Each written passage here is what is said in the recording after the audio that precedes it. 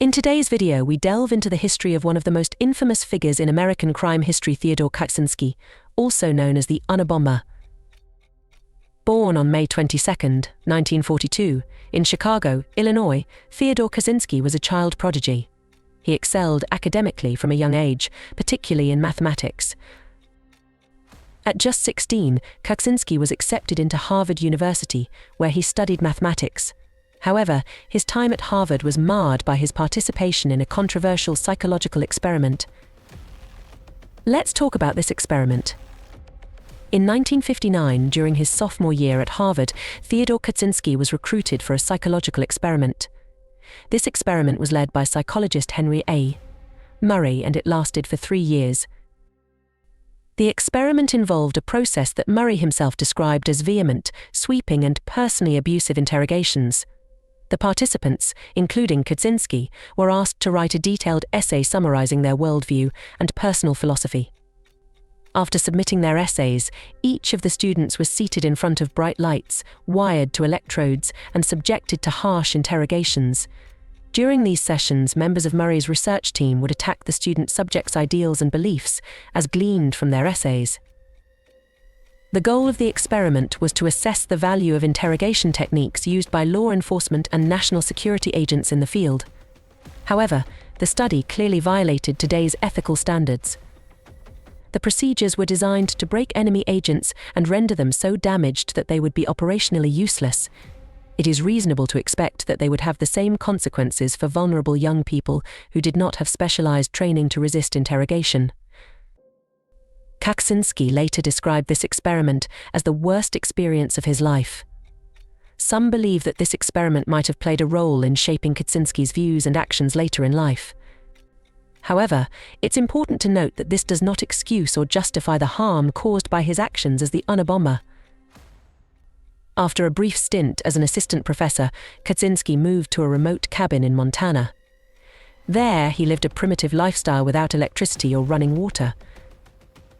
From 1978 to 1995, Kaczynski sent 16 bombs to targets including universities and airlines, killing 3 people and injuring 23.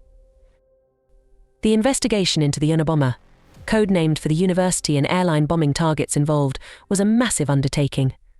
An FBI-led task force that included the ATF and U.S. Postal Inspection Service was formed in 1979. The task force grew to more than 150 full-time investigators, analysts, and others. They made every possible forensic examination of recovered bomb components and studied the lives of victims in minute detail. However, these efforts proved of little use in identifying the bomber, who took pains to leave no forensic evidence, building his bombs essentially from scrap materials available almost anywhere. The big break in the case came in 1995. The Unabomber sent a 35,000-word essay claiming to explain his motives and views of the ills of modern society. After much debate, FBI Director Louis Freeh and Attorney General Janet Reno approved the task force's recommendation to publish the essay in hopes that a reader could identify the author. After the manifesto appeared in the Washington Post, thousands of people suggested possible suspects. One stood out. David Kaczynski described his troubled brother Ted. Most importantly, David provided letters and documents written by his brother. Linguistic analysis determined that the author of those papers and the manifesto were almost certainly the same. On April 3, 1996, investigators arrested Kaczynski and searched his cabin.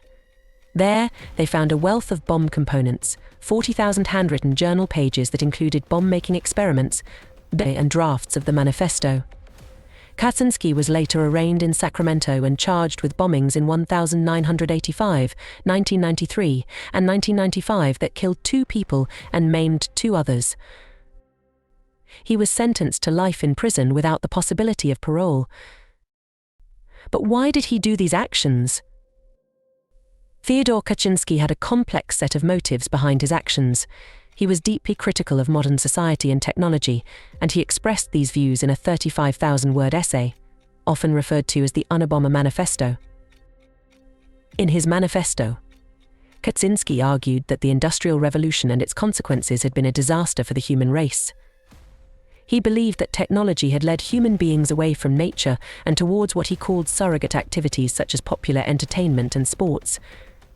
He called for human beings to return to what he described as wild nature. In his view, this included an end to all scientific research.